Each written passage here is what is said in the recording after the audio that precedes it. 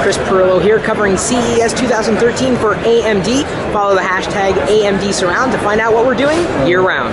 You guys told me to stop by the Ubuntu booth, so I'm here with Mark Murphy, and he's going to give us a demonstration of the Ubuntu phone. Hi, so this is the Ubuntu phone. Basically, this is the welcome screen on Ubuntu phone. You can see here I've got messages that tell me, in this case I've got 14 tweets in there. So the idea behind this is a very user-focused design. It'll give me very clear visual indications, not just of the number, but by this sort of cloud around here, I get a good feel for it. Oh, so that's not just a static wallpaper. This is dynamic. That's data. That's data. Wow. So the whole idea is to basically create a very visual experience on the phone itself. Also very touch focused as well. Obviously it's a telephone, people expect that.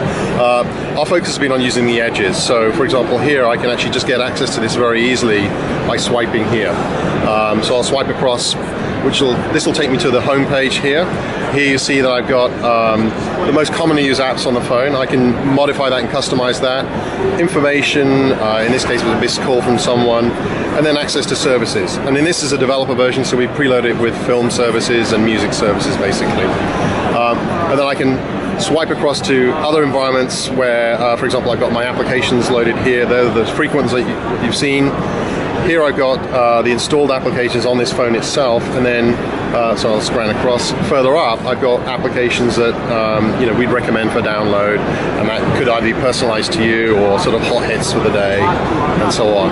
And then services such as videos, and then across here, my people area here. So here I've got aggregation of various media or message content that's come in, so whether it's telephone, Skype, Facebook, tweets, whatever, I can connect to these things. So in this case I'll just click on Florian, and you can see that he's been connected to me through Facebook. I can't show this because the internet's unfortunately down at the moment, but basically if I click on this I can respond, interact with Facebook.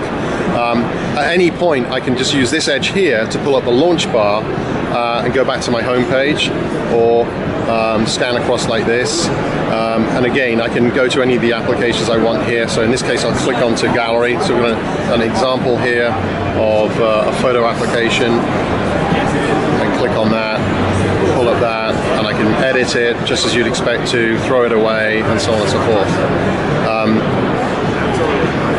So that's that side of it. Also at the top you've got the usual indicators that you'd expect. We do push them away when you don't need them, so in some situations you'll see this disappear, and then obviously help and navigation tools will reappear. The great thing about these is I don't have to go to a utility or a setup application to actually modify or look at anything. I can swipe down here.